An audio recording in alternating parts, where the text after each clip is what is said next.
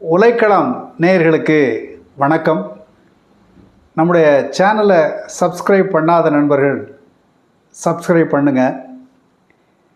இன்றைக்கி டெல்லியில் சோனம் வாங்சுக் என்கிற ஒரு அறிவியலாளர், கல்வியலாளர், பொறியியலாளர், பல சர்வதேச விருதுகளை பெற்ற ஒரு சமூக செயல்பாட்டாளர்.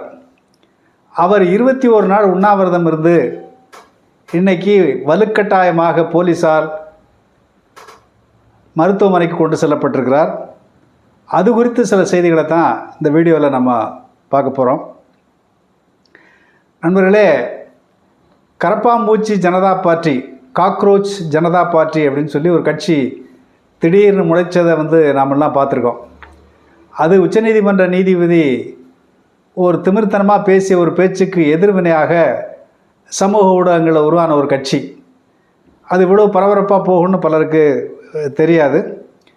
அந்த கட்சி கடந்த 28ஆம் தேதி, கடந்த ஜூன் மாதம் 28ஆம் தேதி ஒரு கோரிக்கையை வலியுறுத்தி, அதாவது அண்மையில் நடந்த இந்த நீட் தேர்வில், மே மாதம் நடந்த நீட் தேர்வில் அந்த கேள்வித்தாள் லீக் ஆனது, அதுக்கு பிறகு சிபிஎஸ்சி தேர்வில் நடந்த கோளாறுகள், இவற்றையெல்லாம் கண்டித்து அதற்கு பொறுப்பேற்று ஒன்றிய கல்வி அமைச்சர் தர்மேந்திர பிரதான் ராஜினாமா செய்ய வேண்டும் என்ற கோரிக்கையை முன்வைத்து அவர்கள் போராட்டத்தை தொடங்கினார்கள். அது கடந்த ஜூன் மாதம் 28ஆம் தேதி ஒரு உண்ணாவிரத போராட்டம் அந்த கட்சியின் சார்பாக தொடங்கப்பட்டது. அந்த போராட்டத்தில் தான் சோனம் வாங்சுக் நேரடியாக கலந்து கொண்டு அந்த போராட்டத்தை ஆதரித்தார். அதில் இந்த கோரிக்கை நிறைவேறுகின்ற வரையில் நான் சாகும் வரை உண்ணாவிரதம் இருக்க போகிறேன்னு சொல்லி உண்ணாவிரதம் ஆரம்பித்தார். அவரோடு சில மாணவர்களும் உண்ணாவிரதத்தில் இறங்கினாங்க. இதற்கு ஓரளவுக்கு கணிசமான மாணவர்கள், குறிப்பாக டெல்லியில் இருக்கக்கூடிய பல்கலைக்கழகங்களில், ஆய்வு நிறுவனங்களில் பணியாற்றக்கூடிய பலரும் அதற்கு ஆதரவு தெரிவித்து போயிட்டு இருந்தாங்க. இப்போ உண்ணாவிரத போராட்டம் 21 நாளை தாண்டிய பிறகு அவருடைய உடல்நிலை மோசமானது. இது குறித்து டெல்லி உயர்நீதிமன்றத்தில் வழக்கு தொடுக்கப்பட்டது. டெல்லி உயர்நீதிமன்றம் என்ன சொன்னிச்சுன்னு சொன்னால், அவருடைய உடல்நிலையை தொடர்ந்து அரசு கண்காணிக்கணும், தேவையான நடவடிக்கைகளை எடுக்க வேண்டும் என்று சொன்னார்கள். இதை காரணமாக காட்டி திடீர்னு நேற்றைக்கு சனிக்கிழமை அன்னைக்கு விடியகால 3 மணிக்கு பலவந்தமாக டெல்லி போலீஸ் போய் அவர் அப்படியே தூக்கிட்டு போய் சஃப்தர்ஜங் மருத்துவமனையில், அது அரசு மருத்துவமனை, அதில் கொண்டு போய் சேர்த்துருக்குறாங்க. அந்த மருத்துவமனையில் சேர்த்ததை பற்றி சேர்த்ததற்கு பிறகு அவர் உணவு உட்கொள்ள மறுத்து விட்டார். ஊசி மூலமாக சலைன் ஏற்றுறதுக்கும் அவர் மறுத்து விட்டார்னு சொல்லி மருத்துவமனையில் சொல்கிறாங்க. அவருடைய மனைவி கீதாஞ்சலி, அவங்க அவங்களும் ஒரு பெரிய கல்வியாளர், ஒரு பெரிய நிர்வாகவியலில் நிறைய படித்தவங்க. அவங்க என்ன சொல்கிறாங்கன்னா, என்னுடைய அனுமதி இல்லாமல் என்னுடைய கணவருக்கு எதுவும் செய்யக்கூடாது. ரெண்டாவது, சஃப்தர்ஜங் மருத்துவமனை மீது எங்களுக்கு நம்பிக்கை கிடையாது, அரசு மருத்துவமனையில் எங்களுக்கு நம்பிக்கை கிடையாது. ஆகையினால நாங்கள், அதாவது சோனம் வாங்சுக் விரும்புகின்ற ஒரு தனியார் மருத்துவமனையில் அனுமதிப்பதற்கு நீங்கள் அரசு அனுமதிக்க வேண்டும் என்ற ஒரு கோரிக்கை வைத்திருக்கிறார். இப்படி பிரச்சனைகள் போயிட்டுருக்குது. இந்த சூழ்நிலையில் தான் நாம் ஒரு விஷயத்தை பார்க்கணும்.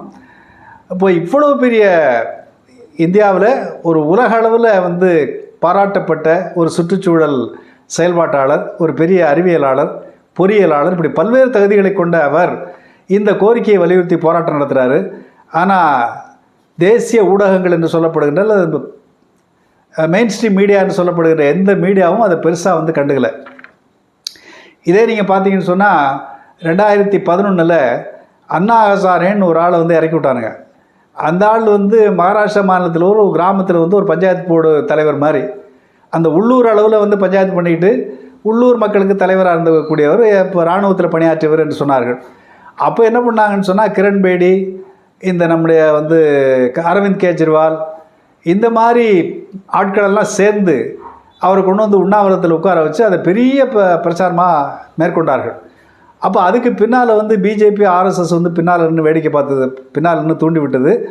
அதற்கு கார்ப்பரேட் முதலாளிகள் பெரிய அளவுக்கு நிதி உதவி செய்தார்கள். அதை வச்சு நாடு பூரா 24 மணி நேரம் அண்ணா ஹசாரே உண்ணாவிரதம், அவர் ஊழலுக்கு எதிராக போராடுகிறார், ஊழல் ஒழிச்சே தீர்வேன், அந்த ஊழல் செய்தவர்களை விசாரிப்பதற்கு லோக்பால் சட்டம் கொண்டு வர வேண்டும், இப்படிலாம் பெரிய பிரச்சனையாக அவர்கள் செய்தார்கள், தொடர்ச்சியாக செய்தார்கள். அதை ஒட்டி அன்றைக்கு இருந்த மன்மோகன் சிங் அரசாங்கம் அந்த கோரிக்கைக்கு பணிந்து அந்த கோரிக்கையை ஓரளவுக்கு ஏற்று அண்ணா ஹசாரோட டீமோட வந்து பேச்சுவார்த்தையெல்லாம் நடத்தினாங்க. நாங்கள் என்ன மாதிரி சட்டம் கொண்டு வரணும் அப்படிங்கிறத பற்றி நாம் கூடி பேசுவோம்னு சொல்லி ஒன்றிய அமைச்சர்களும் அண்ணா ஹசாரே வந்து டீமில் இருக்கக்கூடிய ஆட்களும் சேர்ந்து என்ன மாதிரி ஊழல் ஒழிப்புக்கு அல்லது வந்து ஊழலில் ஈடுபட்ட அரசியல்வாதிகளை விசாரிப்பதற்கு சட்டம் கொண்டு வரலாம் என்றெல்லாம் பேச்சுவார்த்தை நடத்தினார். நான் சொல்வதற்கு காரணம் என்னென்னா, அன்றைக்கு இருந்த மன்மோகன் சிங் அரசு குறைந்தபட்சம் ஒரு பெரிய போராட்டம் நடக்குது, அது மக்கள் பெரிய அளவுக்கு ஆதரிக்கிறாங்க, அப்படிப்பட்ட போராட்டத்தை நம்ம அலட்சியப்படுத்தக்கூடாது, அவருடைய கோரிக்கை என்னன்னு கேட்கணும்னு சொல்லி கீழே இறங்கி வந்து பேசினாங்க. ஆனால் இன்றைக்கு இவ்வளோ பெரிய போராட்டம் நடந்துக்கிட்டு ஒரு ஒரு ஒரு ஒரு பெரிய அறிஞர் தன்னுடைய உயிரை தியாகம் செய்கிற அளவுக்கு போராட்டத்தில் வந்து உறுதியாக நிற்கிறாரு. ஆனால் இந்த நிமிஷம் வரலையும் மோடி அரசாங்கம் அதை கண்டுகொள்ளவே இல்லை. இதுதான் வந்து நாம் வந்து அப்போது என்ன மோடி அரசாங்கத்தினுடைய நிலவரம் என்னென்னா, நீ என்ன வேணாலும் பண்ணிக்க, அதாவது மாற்று கருத்துக்களை எதிர்க்கட்சிகள் முன்வைக்கின்ற கருத்துக்களை நான் காது கொடுத்து கேட்கவே மாட்டேன். என்னுடைய ஆட்சியில் என்ன தவறு நடந்தால், இப்போது நீட்டில் வந்து கேள்வித்தாளெலாம் அவுட் ஆகி அந்த தேர்வையே அரசாங்கம் வந்து ரத்து செஞ்சுது. அது இன்றைக்கி மட்டும் இல்லை, கடந்த காலங்கள்லேயும் கூட ஒரு 3-4 முறை வந்து இந்த மாதிரி கேள்வித்தாள் அவுட் ஆகி பெரிய பிரச்சனையெல்லாம் ஆச்சு. ஆனால் அந்த இதில் தான் தேர்வை வந்து ரத்து செஞ்சாங்க. அதே போல் சிபிஎஸ்சி தேர்வில் இப்போ தேர்வுத்தாள் மதிப்பீடு செய்வதிலையும் வந்து நிறையா கோளாறு என்கிறத பிரச்சனைகள்லாம் நிறையா வந்தது. அவை இவற்றையெல்லாம் கல்வி இதில் வந்து மிகப்பெரிய கோளாறுகள் இருக்கின்றன, இதை சரி செய்ய வேண்டும். இதற்கு குறைந்தபட்சம் அரசாங்கத்தில் அந்த துறையினுடைய அமைச்சர் பொறுப்பேற்று ராஜினாமா செய்ய வேண்டும் என்கிற ஒரு ஜனநாயக ரீதியான கோரிக்கை. அந்த கோரிக்கையை துளி கூட இந்த மோடி அரசாங்கம் கண்டுகொள்ளவில்லை. நீ போராட்டம் நடத்துறியா, நடத்திக்க. நீ அங்கே தானே ஜந்தர் மந்தரில் தான் உட்காந்துட்டு உண்ணாவிரதம் பண்ணிக்க. நாங்கள் எதையும் காது கொடுத்து கேட்க மாட்டோம், உன்னுடைய கோரிக்கை எதையும் நாங்கள் பரிசீலிக்க மாட்டோம் என்று ஜனநாயகத்திற்கு விரோதமான முறையில் அவர்கள் அந்த போராட்டத்தை அலட்சியப்படுத்துகிறார்கள். இப்போ பிரச்சனை என்னன்னு சொன்னால், இன்றைக்கு இவ்வளவு பெரிய போராட்டம் நடக்கும் பொழுது ஒரு பெரிய இந்திய அளவிலே மதிக்கத்தக்க ஒரு அறிஞர் போராட்டத்தில் இருக்கும்போது அவருடைய உடல்நிலை பாதிக்கிற அளவுக்கு வந்த பிறகும் கூட இந்த மெயின் ஸ்ட்ரீம் மீடியா என்று சொல்லப்படுகின்ற இந்த அகில இந்திய அளவிலான ஊடகங்கள் எதுவும் அதை பெரிதாக கண்டுகொள்ளவில்லை. இதே ஊடகங்கள் அன்னைக்கு முதலாளிகள் கையில் தான் இருந்துச்சு. ஆனால் அன்னைக்கு பிஜேபி ஆர்எஸ்எஸ்க்கு ஆதரவாக 24 மணி நேரம் வந்து அதை வந்து பெருசுபடுத்தி வந்து பூதாகரமாக அந்த போராட்டத்தை அண்ணா ஹசாரே வந்து ஏதோ உலகத்திலே இல்லாத பெரிய தலைவர் போல காட்டினார். ஆனால் இன்றைக்கி அதை பற்றி அவர்கள் கண்டுகொள்ளவே இல்லை. ஏன் கண்டுகொள்ளவில்லைன்னு சொன்னால், அன்னைக்கு முதலாளிகள் கையில் தான் ஊடகம் இருந்துச்சு. ஆனால் இன்றைக்கு அதே ஊடகங்கள் முதலாளிகள் கையில் இருந்தாலும் ஆர்எஸ்எஸ் பிஜேபியினுடைய கட்டுப்பாட்டை தாண்டி அவர்களால் சுதந்திரமாக செயல்பட முடியாது என்கிற அளவுக்கு மொத்த ஊடகங்களும் இன்றைக்கு அவருடைய கட்டுப்பாட்டில் இருக்கின்றன. அதான் இங்கே முக்கியமான விஷயமாக நாம் வந்து பார்க்க வேண்டியது. அப்போது ஜனநாயகத்தின் 4வது தூண் என்று சொல்லப்படுகின்ற பத்திரிகைகள் இந்த அளவுக்கு ஒரு பாசிச அரசாங்கத்தின் ஜால்ரா ஊடகங்களாக மாறி போயிருக்கிற சூழ்நிலையில் மக்களுடைய போராட்டம் எப்படி வெளியில் வரும்? இதுதான் இன்றைக்கி இருக்கக்கூடிய நாம் கவனிக்க வேண்டிய ஒரு முக்கியமான விஷயம். இல்லை இன்னொரு விஷயம் என்னென்னா, இந்த சோனம் வாங்சுக்கினுடைய போராட்டத்தை ஆதரித்து அஸ்ஸாமில் அங்கங்கே வந்து சுவரில் வந்து எழுதி வச்சுருக்கிறாங்க. உடனடியாக அஸ்ஸாம் பிஜேபி அரசாங்கம் என்ன பண்ணால் யாரெல்லாம் சுவரில் எழுதினாங்களோ ஆதரிச்சாங்களோ அவங்க மேலெல்லாம் வழக்கு போட்டு அவங்களெல்லாம் கைது செய்கிறாங்க. அப்போது இந்த அளவுக்கு ஒரு ஜனநாயக கோரிக்கை இல்லை, நியாயமான கோரிக்கை. உண்மையிலேயே அதுக்கு வந்து இந்த தேர்வில் இருக்க குளறுபடிகளுக்கு அவர் பொறுப்பேற்க வேண்டும். ஆனால் அதை அவர்கள் செய்யவில்லை. அதே போல் 2015 பார்த்தீங்கன்னு சொன்னால், கண்ணையா குமார் என்று சொல்லி டெல்லி ஜவஹர்லால் நேரு பல்கலைக்கழகத்தில் பயின்ற அன்றைக்கு மாணவர் சங்க தலைவராக இருந்தவர், அன்றைக்கு வந்து இந்த அப்சல் குரு என்று அந்த பாராளுமன்ற தாக்குதலிலே வந்து குற்றவாளியாக்கப்பட்டவரை தூக்கில் போடக்கூடாதுன்னு ஒரு போராட்டம் நடத்தினாருங்கிறதுக்காக அவரை கைது செய்து பெரிய நடவடிக்கை எல்லாம் எடுத்தார்கள். அப்போது கண்ணையாகுமார் அவருக்கு ஆதரவாக நடந்த போராட்டங்கள்லாம் பெருமளவுக்கு பேசப்பட்டன. கடைசியாக அவர் வந்து சிபிஐ கட்சியில் போய் நின்று பாராளுமன்றத்துக்கு நின்றார், அதோடு முடிஞ்சு வச்சது. அதுக்கப்புறம் மாணவர்கள் இந்த மாதிரி அடிப்படையான கோரிக்கைகளுக்கு எதிரான போராட்டம், அரசியல் போராட்டங்கிறதெல்லாம் கிட்டத்தட்ட பெருமளவுக்கு இல்லை. ஆனால் இன்றைக்கு இந்த நீட் தேர்வுக்கு எதிராக இவர்கள் முன்வைத்திருக்கிற கோரிக்கை, இந்த கோரிக்கையை மோடி அரசாங்கம் கண்டுகொள்ளவில்லை என்பது ஒரு பக்கம் இருந்தாலும், இந்த கோரிக்கையின் பின்னால் இருக்கக்கூடிய பிரச்சனை என்னென்னா, இப்போ நீட் தேர்வுக்கு பொறுப்பேற்று தர்மேந்திர பிரதான் ராஜினாமா பண்ணிட்டால் பிரச்சனைலாம் தீர்ந்து போயிடுமா? இந்த கோரிக்கையே ரொம்ப பலவீனமான கோரிக்கையாக இருக்கிறது தான் இன்றைக்கி பிரச்சனையாக எனக்கு படுது. இப்போ நீட் தேர்வு என்பது ஏதோ கொஸ்டின் பேப்பர் அவுட் ஆகிட்டு என்று ஏதோ நிர்வாகத்தில் ஏற்பட்ட வந்து தவறோ கோளாறோ அல்ல. இது இந்த நீட் தேர்வு என்பதே அதாவது ஒட்டுமொத்தமாக கல்வியை வந்து மையப்படுத்துவது, ஒன்றிய அரசாங்கத்தின் கீழே கல்வி சார்ந்த அதிகாரங்களை கொண்டு போய் குவிப்பது, நாடு முழுவதுக்கும் ஒரே நுழைவுத் தேர்வு என்று சொல்லி எல்லாவற்றையும் மையப்படுத்துவது என்கிற இந்த அதிகார குவிப்பினுடைய ஒரு வடிவம் தான் அந்த நீட் தேர்வு என்பது. அப்போ நாம் கவனிக்க வேண்டியது என்னென்னு சொன்னால், தர்மேந்திர பிரதான் ராஜினாமா பண்ணிவிட்டு வேற ஒருத்தனை போட்டால் எல்லாம் சரியாகி போவதா இல்லை. ஆக இந்த அதிகார குவிப்பு தான் இன்றைக்கு இருக்கக்கூடிய முக்கியமான பிரச்சனையாக நாம் பார்க்கணும். இப்போ அதில் வந்து என்னென்னு சொன்னால், கல்வி என்பது நீண்டகால மாநில பட்டியலில் தான் இருந்தது. ஆகவே மாநில பட்டியல், அதாவது இந்தியாவில் இவ்வளோ பெரிய நாட்டில் கிட்டத்தட்ட 146 கோடி மக்கள் கொண்ட ஒரு நாட்டில் பல்வேறு தேசிய இனங்கள், பல்வேறு தேசிய இன வரலாறு, பல்வேறு மொழி பண்பாடு கொண்ட ஒரு நாட்டில் நாடு முழுவதற்கும் ஒரே தேர்தல், ஒரே கேள்வித்தாள் என்பது ஒரு ஜனநாயக விரோதமான நடைமுறை. இந்த அதிகார குவிப்பு என்பது மாநில உரிமைகளுக்கு எதிரானது. அப்போ மாநில கல்வி என்பது மாநிலத்தின் தனி உரிமையாக மாற்றப்பட வேண்டும்.